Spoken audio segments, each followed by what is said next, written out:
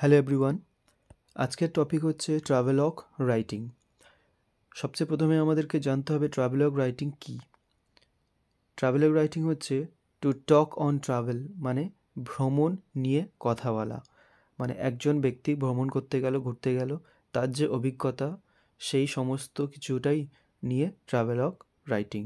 এই কথাটা দুটো শব্দ নিয়ে গঠিত হয়েছে, একটা হচ্ছে ট্রাভেল আর একটা হচ্ছে লগ, মনোলগ মানে ডায়ালগ, মানে নিজের কথা যেমন তেমনভাবে ট্রাভেল আর মনোলগ দুটো কথা যুক্ত হয়ে এখানে ট্রাভেলগ কথাটা তৈরি হয়েছে। তাহলে ব্যাপারটা কি, সিম্পল ডেসক্রিপশন, একদম সাদামাটা একটা বর্ণনা of travelling for the readers guidelines. যারা পড়বে পাঠক তাদের যাতে করে একটা গাইডলাইন তৈরি হয়, তার জন্য এই ভ্রমণ বৃত্তান্ত। এবার কি করে লিখবো আমরা বা কী কী পয়েন্ট থাকবে তার মধ্যে? গিভ অ্যান অ্যাট্রাকটিভ টাইটেল, একটা সুন্দর টাইটেল দিতে হবে। মেনশন নেম, নাম উল্লেখ করতে হবে। আর মানে জায়গাটার নাম, লোকেশন অফ দ্য প্লেস, কোথায় সেটা অবস্থিত।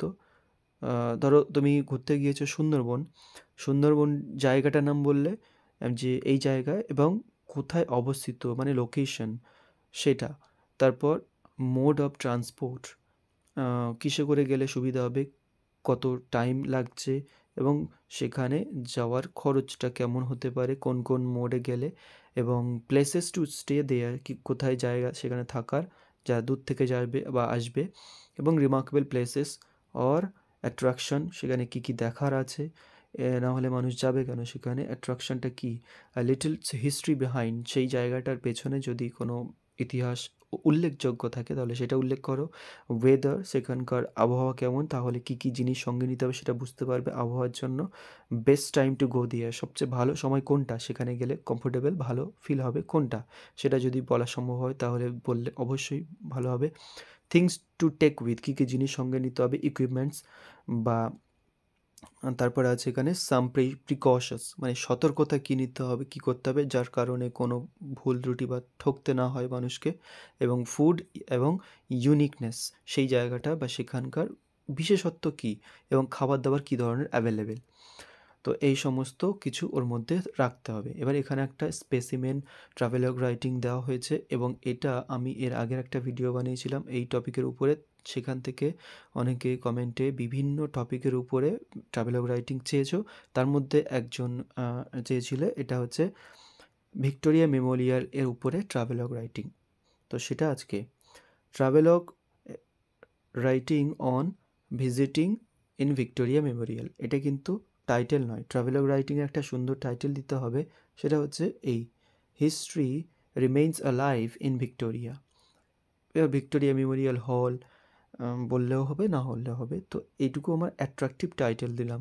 এবার যেহেতু এটা হিস্ট্রিক্যাল প্লেস তাই হিস্ট্রি রিমেইনস অ্যালাইভ এই ধরনের আমি দিয়েছি, ইতিহাস সেখানে জীবন্ত আছে এখনও, মানে গেলে ইতিহাসগুলো যেন মনে পড়ে যাবে চোখের সামনে যে আগের কেমন ছিল, অন্যান্য ইত্যাদি আরও। তো সেই জায়গাটার অ্যাকর্ডিংয়ে আমরা একটা সুন্দর নাম দিতে পারি। তো এবার দেখো পুরো ডেসক্রিপশন। দিস ইয়ার, এই বছর, ইন ডিসেম্বর মাসে, টাইমটা বলা হয়ে গেল। মাই travel destination was one of the most amazing historical sculptures হবে। তো আমার এবছরের ভ্রমণের ডেস্টিনেশন বা যে গন্তব্যস্থান সেটা ছিল অ্যামেজিং একটা ঐতিহাসিক জায়গা, স্থাপত্য, সেটা কি দ্য ভিক্টোরিয়া মেমোরিয়াল হল, এ লার্জ মার্বেল বিল্ডিং, সেটা হচ্ছে ভিক্টোরিয়া মেমোরিয়াল হল, জায়গাটার নাম বলা হলো। সেটা কি আরও একটু বলা হচ্ছে, এ লার্জ মার্বেল বিল্ডিং, একটা সুন্দর মার্বেল পাথরের একটা বিল্ডিং, অন দ্য ময়দান, কোথায় সেটাও বলা হচ্ছে। ভালো করে প্রত্যেকটা লাইনের মধ্যে কত ইনফরমেশন রয়েছে দেখো। অন ময়দান, এটা দেওয়া হবে না, ময়দান, কলকাতার ময়দানে অবস্থিত, ইন সেন্ট্রাল কলকাতা, সেটা আবার কোথায় সেটাও বলা হলো। তাহলে এই একটা লাইনের মধ্যে অনেক ইনফরমেশান রিডার্সরা পেয়ে যাবে, কোথায় অবস্থিত, জায়গাটা কোথায়, কেন বিখ্যাত, অনেক কিছু। It took me 1 hour 30 minutes to reach there from Canning. আচ্ছা, বিভিন্ন জায়গা থেকে মানুষ বিভিন্ন জায়গায় আসবে, আমি যেখান থেকে যাচ্ছি সেটা বলবো, এবং সেই জায়গার যে ব্যক্তি রিডার্স হবে তাদের একটা ক্যালকুলেট করতে পারবে কত টাইম লাগতে পারে বা লাগছে। তাহলে এটা আমার সময় লেগেছিল 1.5 ঘন্টা ক্যানিং থেকে। এবার কি মোডে গিয়েছি আমি? 1 hour বাই লোকাল ট্রেনে 1 ঘন্টা লেগেছে অ্যান্ড 28 মিনিটস ইন কার বা 30 মিনিটস। এটা কোনো বাঁধা ধরা নেই, তোমরা তোমাদের অ্যাপ্রক্সিমেট একটা টাইম দিয়ে দেবে। তারপর তবে রিজনেবল একটু হওয়া উচিত, টাইম অল্প হেরফের হলে তারপর লজিক্যাল হবে। You can you can book, আচ্ছা ইউ ক্যান গো হবে এটা, you can go there booking car, গাড়ি বুক করেও যেতে পারো। To avoid crowd in local ট্রেনের ঠাসাঠাসি যদি পছন্দ না হয় গাড়ি বুক করেও যেতে পারো। It will take a little more time, একটু বেশি সময় লাগবে, নিয়ারলি 2 hours। তারপর দ্য হোয়াইট বিল্ডিং, এবার আমি কোথায় গিয়েছিলাম, জায়গাটা কি এবং সেখানে কিসে করে গিয়েছিলাম, কত সময় লেগেছিল বলা হয়ে গেল। এবার সেই জায়গাটার অ্যাট্রাকশন, দ্য হোয়াইট বিল্ডিং, সাদা বিল্ডিং, এটাও তার সম্বন্ধে বলে দেওয়া হয়ে গেল। Is an amazing specimen of art, একটা কলা, আর্ট এর সুন্দর একটা দৃষ্টান্ত বা নিদর্শন। ইট ওয়াজ বিল্ট বিটুইন 1906 অ্যান্ড 1921, এই সময়টির মধ্যেই এটা তৈরি হয়েছিল, অনেকটাই সময় লেগেছিল তাজমহলের মতো। It was dedicated to the empress of Indian queen Victoria, সেই সময়ে যে ইন্ডিয়ান কুইন ছিল তার, কুইন ভিক্টোরিয়া, তাকে ডেডিকেট করেই এটা করা হয়েছিল, তাই ভিক্টোরিয়া মেমোরিয়াল হল নাম দেওয়া হয়েছিল। এটা এই প্লেসটার ব্যাকগ্রাউন্ডে যে হিস্ট্রি সেটা বলা হচ্ছে, হিস্ট্রি না থাকলে যদি অন্য কোনো প্লেস হয় তাহলে সেটা বলার দরকার নেই।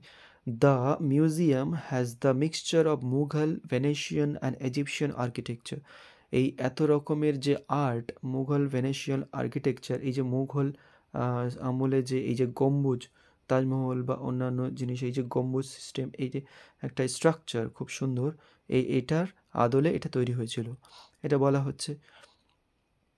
দ্য চিফ আর্কিটেক্ট কে ছিল? William Emerson and Vincent এস্ক।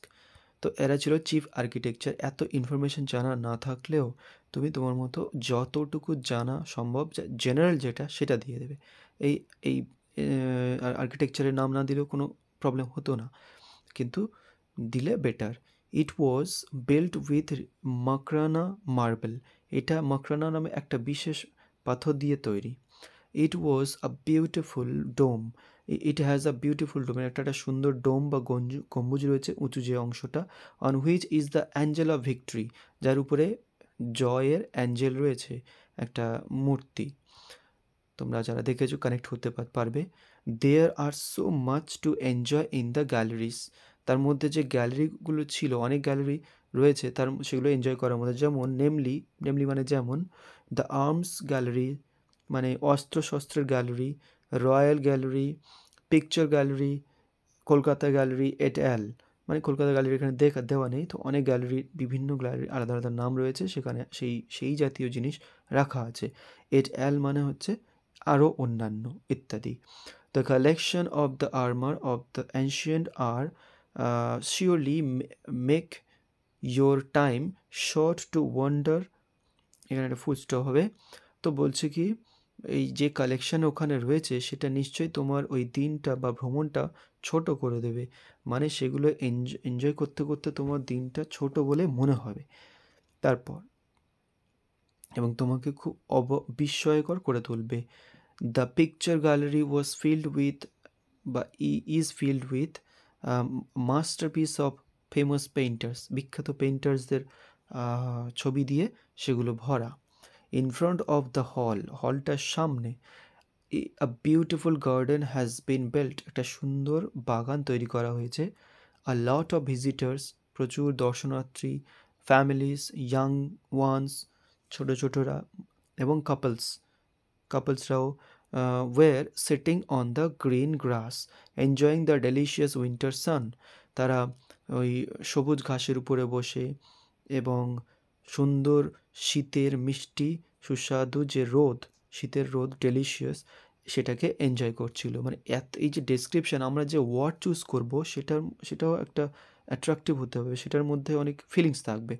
দেখো এখানে সেই রকম গ্রিন গ্রাস এনজয় করছে, ডেলিশিয়াস উইন্টার সান, তো এগুলো খুব সুন্দর এক্সপ্রেশন, এগুলো চুজ করতে হবে এবং লেখার মধ্যে একটা অরিজিনালিটি থাকলে খুব ভালো হয়, কোনো জায়গাতেই যেন ছাপা না হয়। বা মুখস্থ না হয়, তাহলে মানে পরীক্ষক মানে যিনি এক্সামিনার খাতা দেখবেন তিনি কিন্তু ঠিক বুঝতে পারবেন। তো সেই জন্য সেটা যাদের লেখার ক্যাপাসিটি রয়েছে তারা, আমি বলবো, নিজে থেকে সুন্দর সুন্দর ওয়ার্ড চুজ করে লিখতে। We spend some time sitting there, আমরাও সেখানে কিছু সময় কাটিয়েছিলাম। Those who will come from far, যারা দূর থেকে আসবে, may reside at the nearby hotels, কাছাকাছি হোটেলে তারা থাকতে পারে, তাদের জন্য চিন্তা নেই। এবার দূরের কোনো রিডার্স যদি পড়ে থাকে তাহলে তার জন্য এই লাইনটা হলো, ইডেন গার্ডেন্স, বিড়লা প্ল্যানেটেরিয়াম আর the nearby famous attractions also, পাশাপাশি ইডেন গার্ডেন্স, বিড়লা প্ল্যানেটেরিয়াম ইত্যাদি রয়েছে কলকাতার, central Kolkata. This travelogue gives me too little space to write all the facts of this amazing museum, এই অসাধারণ মিউজিয়ামের সমস্ত ফ্যাক্টস, মানে প্রচুর ইতিহাস রয়েছে, সেগুলো যদি বর্ণনা করি তাহলে এই জায়গাটা খুব ছোট, মানে তার জন্য সেটা সমস্ত কিছু বর্ণনা করার জায়গা এখানে নয়। So better you go and see on your own eyes, তাই তোমার নিজেই গিয়ে নিজের চোখে দেখাটা সবচেয়ে বেটার, রিডার্সদের উদ্দেশ্যে বলা হচ্ছে এটা।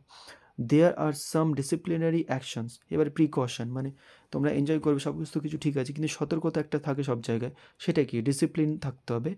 Water bottle, plastic bags are not allowed inside the garden, বাগানের মধ্যে নোংরা, আমরা যারা ভ্রমণ করতে যাই পাহাড় পর্বত এলাকায় দেখি, আমরা দেখতে পাই পরিবেশটা একটা সিজনে, শীতকালে যত ভ্রমণার্থী ট্যুরিস্ট প্রতিদিন যায়, প্রত্যেক দিন কত কত গার্বেজ, মানে প্রচুর নোংরা করে আমরা চলে আসি, তার জন্য এনভায়রনমেন্টের প্রচুর ক্ষতি হয়। তো এইখানে একটা আমাদের সোশ্যাল একটা ওয়েলথ, মানে সামাজিক সম্পদ, তো তার জন্য এটাকে নিশ্চয়ই প্রোটেক্ট করা উচিত। সেই জন্য কর্তৃপক্ষ এমনভাবে রেস্ট্রিক্টেড এরিয়াটা এত সুন্দর করে মেনটেন করে রেখেছে, সেই জন্য এখানে কিন্তু এই সমস্ত জিনিস অ্যালাউড নয়, যাতে করে নোংরা না হয়। তো সেটা করতে দেখা গেলে তাহলে অবশ্যই তাদের জন্য আলাদা ব্যবস্থা আছে। Photography is strictly prohibited inside the hall, হলের মধ্যে ফটোগ্রাফি একদম প্রোহিবিটেড, মানে ছবি তুলতে দেয় না, এগুলো একটা সম্পদ, এটা তুলতে দেয় না। আমি ব্যক্তিগতভাবে ভিক্টোরিয়া মেমোরিয়াল ছাড়াও মুর্শিদাবাদের যে হাজারদুয়ারি আছে ওর মধ্যে গিয়েছিলাম, তো ওখানে কিন্তু যাওয়ার আগে ফোন একদম জমা রেখে তারপর যেতে হয়, কোনো রকম ফোন বা ইলেকট্রনিক গ্যাজেটস নিয়ে যেতে দেয় না। স্মার্টফোন তো এখন সবারই হাতে, তো সেগুলো কিন্তু অ্যালাউড নয়। If anyone is seen scribbling on the walls, এই যে দেওয়ালে যদি হিজিবিজি আঁকা বা যা কিছু আঁকতে দেখা যায়, আমাদের একটা খুব হ্যাবিট আছে, যারা কাপল দম্পতি বা অনেকেই প্রেমিক প্রেমিকা যায়, তারা বিভিন্ন পাহাড়ি এলাকাতে পাহাড় পর্বতের উপরে বা গাছের ছাল কেটে কেটে এস প্লাস ইয়ে এটসেট্রা নিজেদের নামের প্রথম অক্ষরটা লিখে রাখে এবং খোদাই করে আসার চেষ্টা করে এবং করে, খুবই কমন, এটা খুবই একটা পরিচিত একটা ঘটনা। তো সেই জিনিসগুলো যাতে এখানে না হয়, এটা কিন্তু prohibited. Doing anything violating the norms will be find, যদি কোনো রকমের ওখানকার নর্মস বা রুলস রেগুলেশন ভায়োলেট হয় তাদেরকে ফাইন করা হবে। তো এগুলো যারা পড়ছে তারা যদি জেনে যায় তাহলে এগুলো তারা করবে না, এই মিস্টেক্সগুলো। তাই এই সমস্ত উদ্দেশ্যে এটা ট্রাভেল রাইটিং, এখানে আরও অনেক কিছু অ্যাড করা যেতে পারে যারা ঘুরতে যাবে সেই রিলেটেড। তো এতটুকু এনাফ। তোমরা যারা এক্সামের জন্য লিখবে একদম সুন্দর পয়েন্ট টু দ্য পয়েন্ট লিখবে, বেশি কিছু লিখতে যাবে না। তো এতটা আশা করি খুবই টু দ্য পয়েন্ট এবং এনাফ হেল্পফুল হবে। তো এই ছিল আজকের ক্লাস। যদি হেল্পফুল হয় অবশ্যই লাইক, শেয়ার, সাবস্ক্রাইব করবে এবং আরও কমেন্টে জানাবে আর কোন কোন টপিকের উপরে তোমাদের ভিডিও প্রয়োজন। Thank you so much, stay well.